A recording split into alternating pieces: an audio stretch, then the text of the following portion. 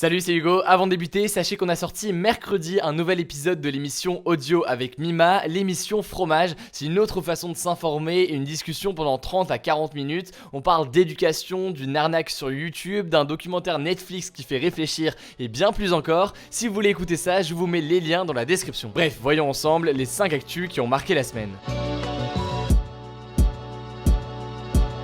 Et on commence avec le remaniement du gouvernement. Je vous en parlais la semaine dernière. Le président Emmanuel Macron avec le premier ministre Édouard Philippe ont changé l'équipe de ministres après 15 jours d'attente. On va pas faire la liste de tous les nouveaux ministres, je vous mettrai des liens en barre d'infos si ça vous intéresse, mais on va plutôt parler des principaux changements. Tout d'abord, un homme, Christophe Castaner, fidèle bras droit du président depuis sa campagne, remplace Gérard Collomb au ministère de l'Intérieur, chargé de la sécurité intérieure du pays. Emmanuelle Wargon, l'ancienne directrice des affaires publiques de Danone, autrement dit du lobby chez le groupe, devient secrétaire d'État à la transition écologique et solidaire. Cette nouvelle recrue est critiquée, notamment car avant d'être nommée secrétaire d'État, elle a défendu l'utilisation de l'huile de palme, une huile responsable de la déforestation. De son côté, elle se défend en affirmant que l'extrait diffusé sur les réseaux sociaux a été tronqué. En tout cas, le porte-parole du gouvernement, Benjamin Griveaux, rassure et affirme que le combat contre l'huile de palme fera partie de la feuille de route d'Emmanuelle Wargon. En tout cas, en nommant une centriste au ministère de la cohésion des territoires, un ancien socialiste au ministère de l'Agriculture et un homme de droite à la culture,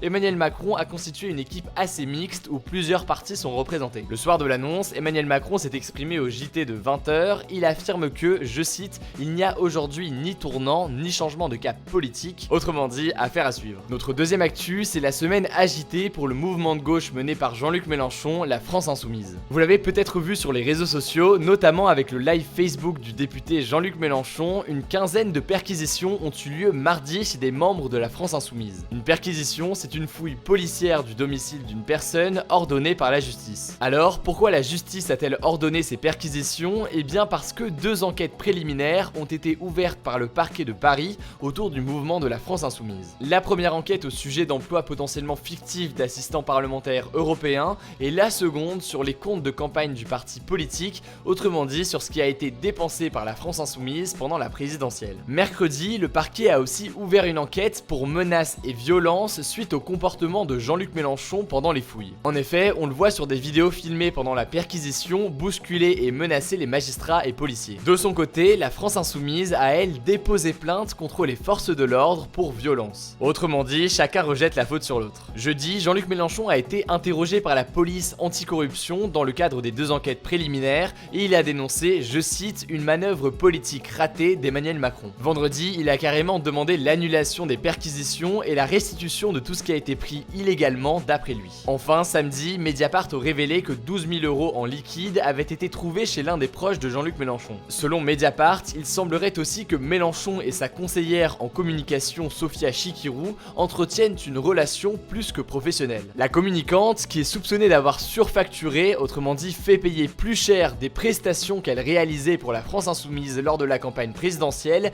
était chez Jean-Luc Mélenchon au moment des perquisitions à 7h du matin mardi. Avant de passer aux actus internationales, on continue avec les inondations dans l'Aude, dans le sud de la France, qui ont fait 14 morts et 75 blessés. En quelques heures, l'équivalent de 3 à 4 mois de pluie s'est abattu sur le département. Le niveau de l'eau a même atteint 7 mètres au pic de la catastrophe et c'est l'une des intempéries les plus meurtrières depuis une dizaine d'années en France. Ces inondations, elles sont liées à un phénomène appelé les épisodes méditerranéens. En gros, l'eau de la mer Méditerranée qui est chaude s'évapore et entre en contact avec l'air froid de l'atmosphère, ce qui crée des orages très violents. Le problème, c'est que ce phénomène est difficile à prévoir. Le système d'alerte météo a été critiqué car le passage du niveau orange à rouge s'est fait très vite et dans la nuit, alors que les habitants dormaient et n'ont pas tous été mis au courant. En plus, ces très fortes pluies n'ont pas pu être absorbées car les sols des villes sont recouverts de goudron, et même quand c'est pas le cas, on va pas rentrer dans les détails, mais l'épisode de sécheresse de cet été a rendu les sols imperméables. Autrement dit, c'est tous ces éléments qui ont favorisé les inondations. L'état de catastrophe naturelle a été reconnu dans 126 communes de l'Aude et cette décision, c'est une bonne nouvelle pour les personnes touchées car elles seront indemnisées plus rapidement, c'est-à-dire qu'elles recevront de l'argent en dédommagement pour les dégâts qu'elles ont subis. Notre 4e actualité de la semaine, c'est la disparition de Jamal Khashoggi. Jamal Khashoggi, c'est un journaliste saoudien qui a mystérieusement disparu depuis le 2 octobre. La dernière fois qu'il a été vu, c'était au consulat saoudien en Turquie. À 59 ans, il était suivi par plus de 1,7 million de personnes sur Twitter et depuis 2017,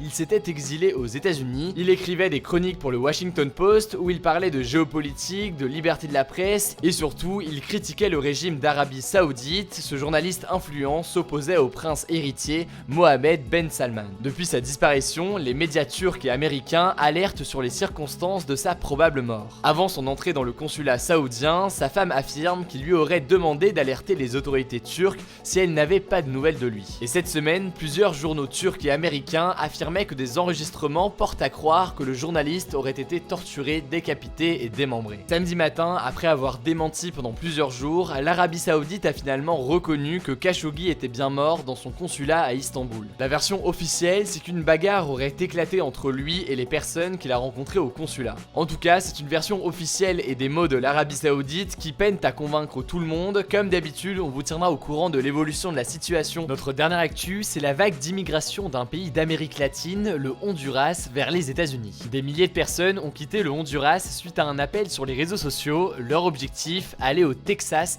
à pied, en train et en bus d'ici 3 mois. Ces migrants fuient pour la plupart les violences et la pauvreté. Samedi dernier, 2000 personnes ont quitté le Honduras et rejoint au fur et à mesure de leur avancée par d'autres. Ils étaient 4000 vendredi. Ils ont traversé Salvador ou le Guatemala, mais le plus dur reste à faire, traverser les 3000 km du Mexique sans se faire expulser par la police mexicaine. L'espoir de ces marcheurs est de déborder la police mexicaine une fois arrivés à la frontière américaine. Évidemment, le projet de ces milliers d'Honduriens n'a pas plu à Donald Trump. Le président des États-Unis a tweeté, très en colère, qu'il allait, je cite, fermer la frontière du Sud. Il a aussi menacé de couper les aides financières aux pays d'Amérique centrale qui ont laissé passer les migrants. En effet, il a accusé ces pays, je cite, de faire très peu pour stopper le vaste afflux de personnes, dont beaucoup de délinquants. Donald Trump en a aussi profité à 2 semaines des élections de mi-mandat aux États-Unis pour accuser le camp démocrate d'être responsable de cet afflux de migrants. D'après lui, cette marche hondurienne a été aiguillée par ses adversaires politiques. Pour ce qui est des élections de mi-mandat, vous inquiétez pas, je vous en reparlerai très bientôt. Le débat de la semaine, c'est le suivant. Emmanuel Macron a-t-il raison de ne pas changer de ligne politique? Pour participer au débat, c'est très simple, ça se passe à l'aide de la petite fiche qui s'affiche en haut à droite comme d'habitude. Vous pouvez voter oui, non ou sans opinion et surtout j'invite à en débattre dans les commentaires, j'irai lire tout ça. Vous le savez, mais je le redis quand même, pour suivre l'actualité tous les jours, ça se passe directement soit sur Instagram ou soit sur Messenger.